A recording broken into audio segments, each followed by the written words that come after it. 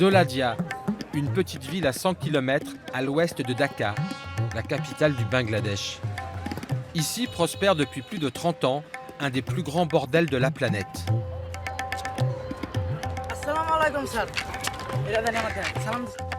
Une ville dans la ville, où les seuls visiteurs sont des clients.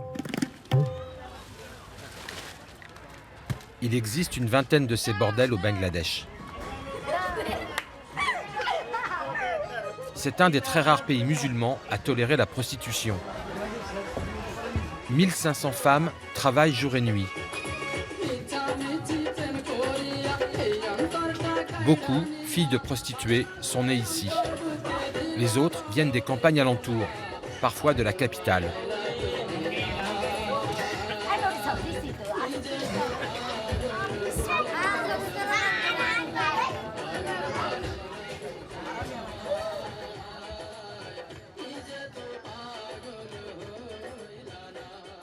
Il y a encore 3 semaines, Biti habitait à Dhaka.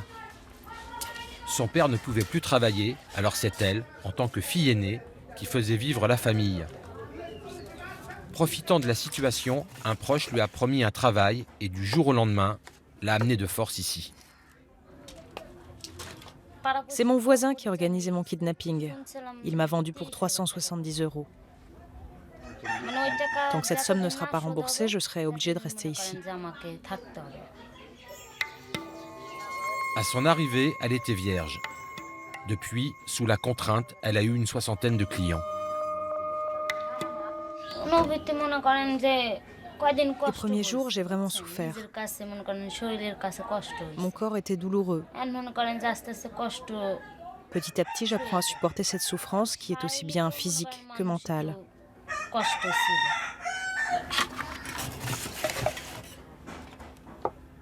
Dans l'urgence, il lui a fallu s'adapter à de nouveaux codes et à de nouvelles exigences. On m'a donné tout ça. Ça, c'est pour se maquiller. Il y a du rouge pour mettre sur les lèvres. Quand on est bien maquillé, on a plus de clients. Mais moi, je n'aime pas trop ça. Je mets juste un peu de rouge, un peu de crayon et un point. J'aime la simplicité. Biti ne croise personne en dehors de ses clients. Sa chambre est son seul horizon. Ces bandelettes-là étaient bien séparées. Je les ai attachées les unes après les autres pour décorer. Et ça, au début, c'était une fleur aplatie. Je l'ai dépliée et je l'ai accrochée ici pour que ça fasse plus joli.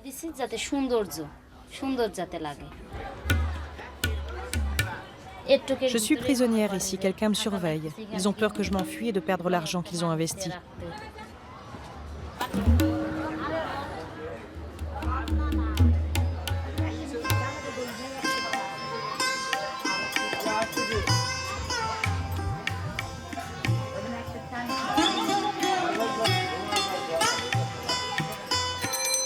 La prostitution est le moteur économique de la ville. À la croisée des routes ferroviaires et fluviales, sur un axe qui mène à la capitale, Dolatia voit affluer chaque jour des milliers de personnes en transit.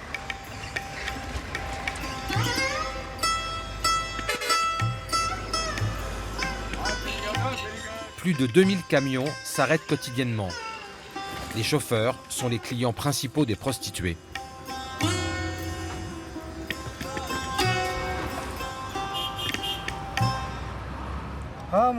Là, je vais être bloqué pendant 5 ou 6 jours. Vous avez vos habitudes au bordel? Oui, j'ai une régulière, mais il m'arrive parfois d'aller en voir d'autres. Et votre femme, elle le sait? Ah non, non, si elle le savait, elle me prendrait la tête.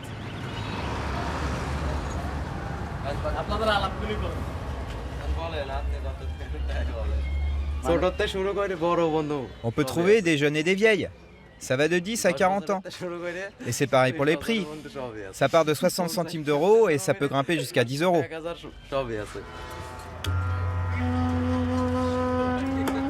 Des clients comme eux, il en passe 3500 par jour, principalement des hommes de la région. Le bordel est ouvert 24 heures sur 24, toute l'année. Mais c'est à la tombée de la nuit que les choses s'accélèrent. La bière de contrebande se négocie sous le manteau, car la vente d'alcool est interdite au Bangladesh. L'argent et la drogue sont partout. Amphétamine, héroïne ne coûtent rien.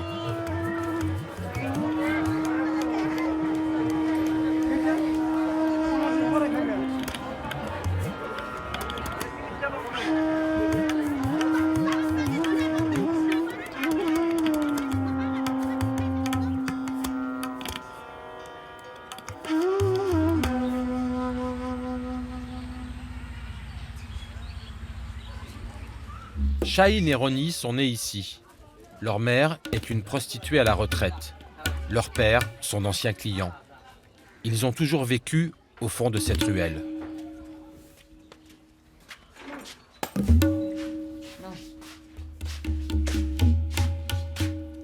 Ne bois pas trop, vous allez bientôt manger.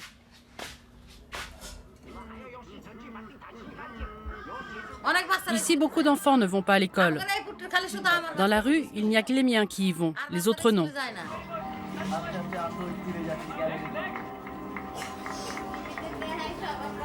Shefali a 37 ans. 6 enfants, dont l'aîné Kouchi, se prostitue. C'est la seule source de revenus de la famille. J'ai dit pas d'image, vous insistez, hein?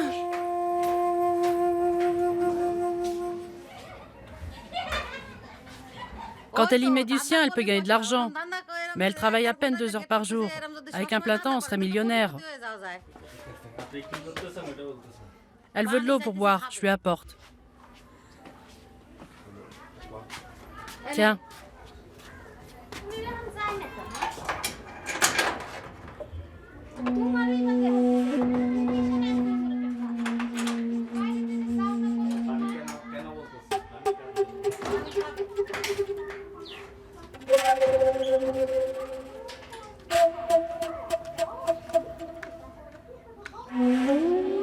Chaque mois, la famille survit avec 150 €. La moitié sert à louer les 3 chambres.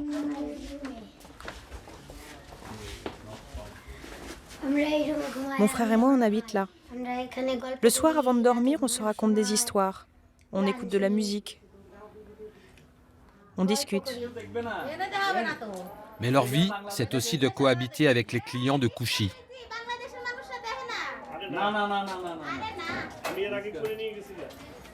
Les gens nous disent « Ta sœur, elle tapine. Elle prend des clients. » Et à cause de ça, ils nous insultent. Vous aimeriez qu'elle change de travail?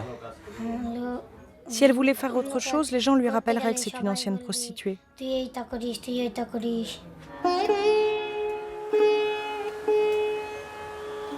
Entre 2 clients, Kouchi accepte de nous parler, mais en cachant son visage. Si un jour je sors d'ici et que je fréquente la bonne société, les gens risquent de me reconnaître. Ils sauront que j'étais là, que je ne suis pas quelqu'un de bien. Tes frères, ils sont contents de ton travail? Non, mais on vit ici depuis longtemps. Ils sont habitués à voir ça. Mes frères et ma sœur sont petits. Cela fait partie de leur quotidien. Kouchi se prostitue depuis ses 13 ans. Ça, c'est mon sari préféré. Tu crois à l'amour? Oui, je fais ce métier par amour pour mes frères, ma sœur et pour ma mère. Ça aussi, c'est une forme d'amour. J'aimerais bien avoir des enfants avec quelqu'un, mais ici, ce n'est pas possible. Ils seraient d'emblée catalogués. Par contre, si je vivais à l'extérieur et si j'étais mariée, alors là, oui, ce serait bien.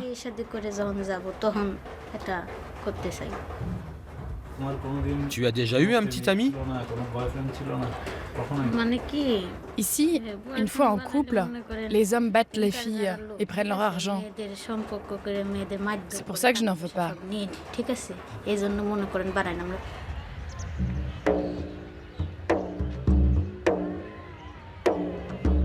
Tous Tous les matins, Chahine a la chance de se rendre à l'école. Elle se situe le long des voies ferrées, à 500 mètres du bordel. Dans le village, les habitants se sont longtemps opposés à ce que les enfants de prostituées se retrouvent sur les mêmes bancs que les leurs.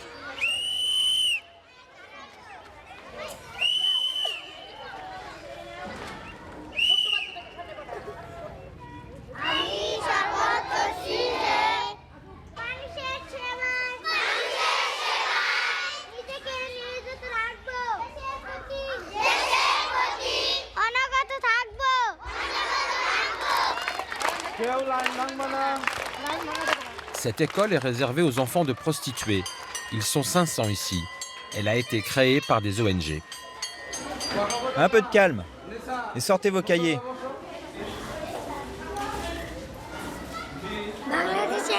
Au Bangladesh, on trouve plusieurs types de districts.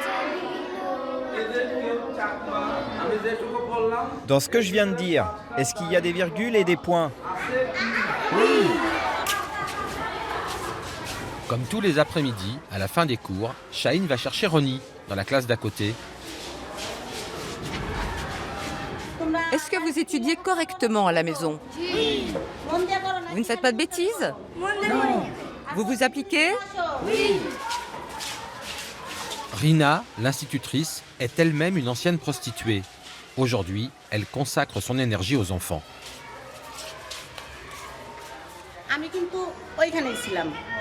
Je suis sortie du bordel il y a 13 ans. Grâce à mon passé, je comprends ces enfants mieux que personne. Ils sont méprisés et fortement influencés par la vie dans le bordel. Et après les cours, ils y retournent. C'est ça le problème.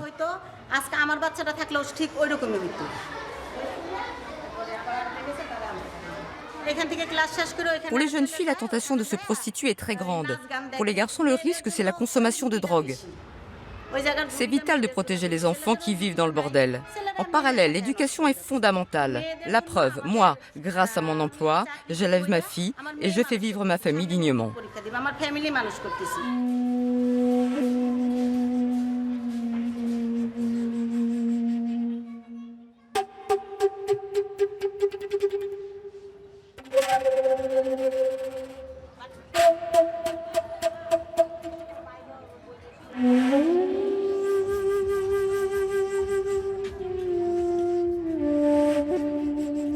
Prostituées ou mères maquerelles, ce sont les femmes qui gèrent le bordel.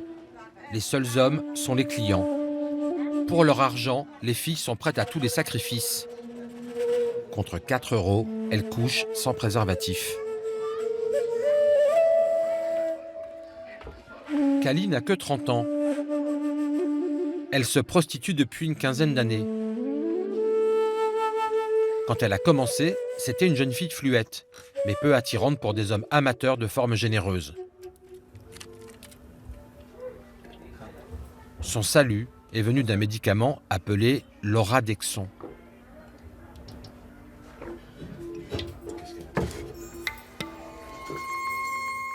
Mes grands-mères, ma tante me disaient « Hé, sale pute, tu es très maigre, t'as l'air d'une enfant.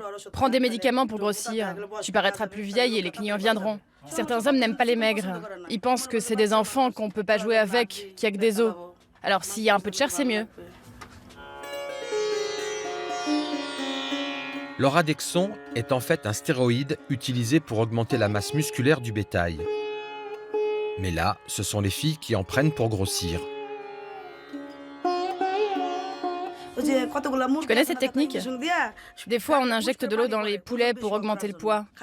Nous, c'est pareil. Quand on en prend, on épaissit. Mais ça bousille le corps. Parfois, il y a des crises. Des gens explosent.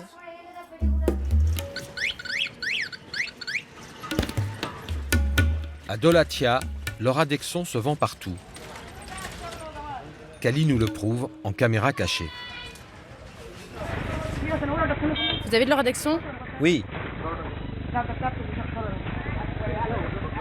Donne-moi 10 plaquettes.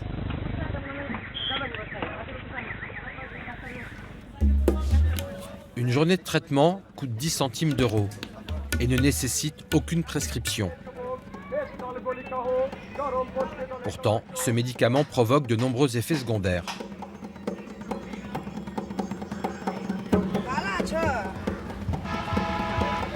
J'ai froid là, je me sens pas bien.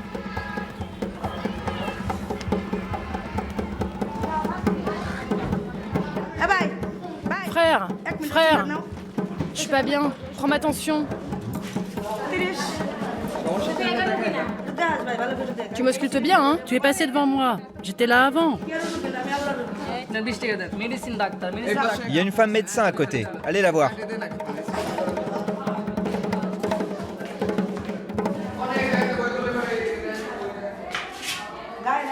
J'ai plus de sang dans mon corps, j'ai très mal à la tête. Quand je me sens comme ça, j'arrive pas à marcher. En plus, j'ai une douleur dans la poitrine quand je respire. C'est une douleur ancienne. Je vais pas voir de médecin car j'ai pas d'argent. J'ai peur qu'il m'envoie à l'hôpital et de devoir payer. Je prends ce médicament. Pourquoi on vous l'a prescrit? Personne ne me l'a prescrit. On m'a conseillé de le prendre et je l'ai acheté. On ne prescrit pas ça. Les pharmaciens vendent ce médicament aux personnes qui demandent. C'est dangereux? Oui, bien sûr, c'est dangereux. Ça peut entraîner de l'obésité, de l'ostéoporose. Cela endommage le foie et on ne peut pas décrocher facilement. Il faut diminuer la dose. À la longue, ça peut entraîner la mort.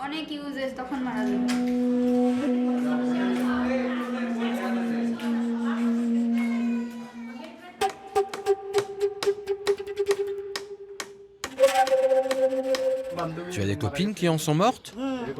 Oui. Il y a Lovely, Dolly, Shumi. Elles ne disaient pas qu'elles en prenaient, mais on l'a compris.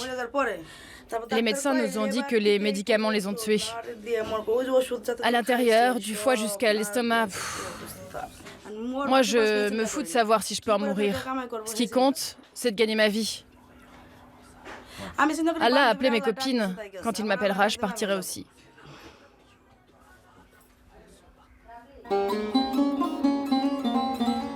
Insalubrité, drogue, violence sont omniprésents. Par contre, aucun chiffre officiel concernant le sida et les MST. L'espérance de vie des prostituées est courte.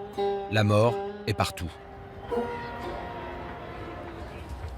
Shilpi, 65 ans, 50 ans de bordel, est une des doyennes de Dolatia. C'est elle qu'on appelle en cas de pépin. Ce matin, c'est une voisine qui a fait une fausse couche. Le corps de la petite fille a été déposé aux abords du cimetière. Il est mort-né. Défais le nœud avec tes dents. La mère, affaiblie et sans argent, est restée chez elle. Le père n'a pas daigné se déplacer pour une petite fille. Allah, messager de Dieu, sois miséricordieux, ce n'est qu'une enfant. Shilpi a chargé 3 toxicomanes de la mise en terre.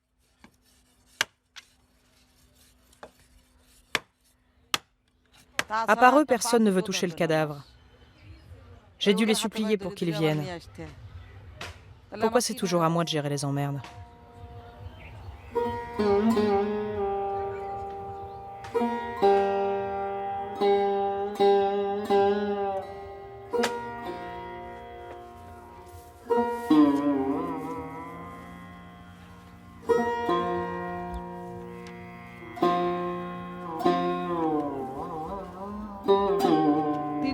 Maintenant que les bambous sont installés, les chiens et les renards ne pourront plus le déterrer. Même s'il est rudimentaire, les prostituées ont désormais un cimetière. Cela n'a pas toujours été le cas. Avant, on allait enterrer les défunts vers l'embarcadère. On creusait dans le sable et on enfouissait les cadavres. On a souvent été chassés. Les villageois nous obligeaient à récupérer le corps et à aller ailleurs. Alors on allait le jeter dans le fleuve.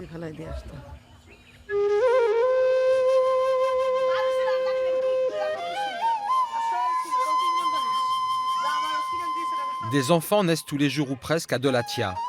Plus de 700 y vivent au quotidien. C'est ainsi qu'a grandi Kaya, la fille de Shilpi. Et c'est ainsi que grandissent ses enfants à elle. Là, je cherche des poux.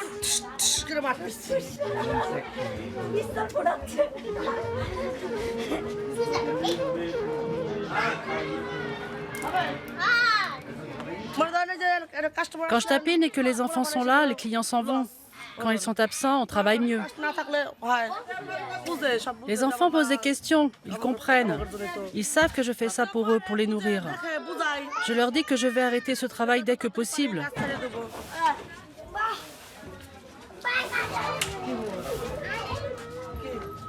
Quoi? C'est ça? Ça? Lequel? Tu veux lequel? Vas-y, prends. C'est un enfant, c'est un bébé. Quand je travaille, ma fille reste avec moi. C'est un ange innocent, tout le monde l'aime. Voilà, tu vas voir, je vais te mettre un bambou entre les cuisses. Fais pas ça! Oh mon Dieu, attention aux enfants, il faut qu'ils partent. Je sais pas ce qui se passe, c'est une histoire de famille. Elles sont sœurs. Lâche-la, mais lâche-la.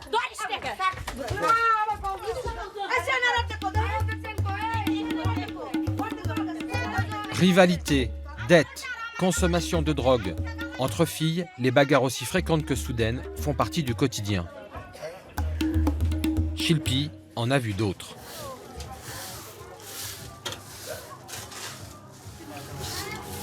Je n'aime pas que quelqu'un d'autre fasse le ménage chez moi car j'ai peur que ça soit mal fait.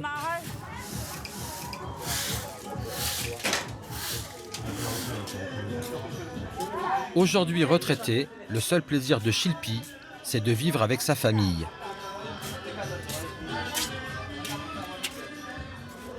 Ça, c'est ma chambre. Et j'habite ici avec mon petit-fils. Ses filles se prostituent à leur tour, à son grand regret. Elles sont nées dans la rue. J'étais dans le besoin et je n'ai pas pu bien les élever. J'aurais voulu qu'elles étudient, qu'elles mangent bien, qu'elles vivent bien. Je me sens responsable. C'est très difficile à vivre. Je demande à Allah qu'il m'ôte la vie.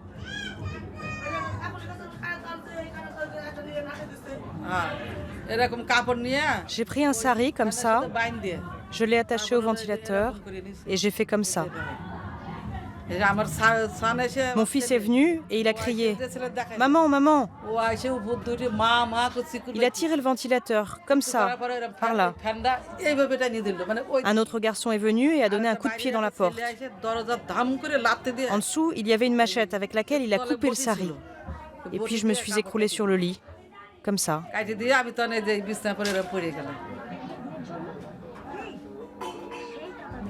J'étais en train de faire une grande erreur, car le suicide est un grand péché.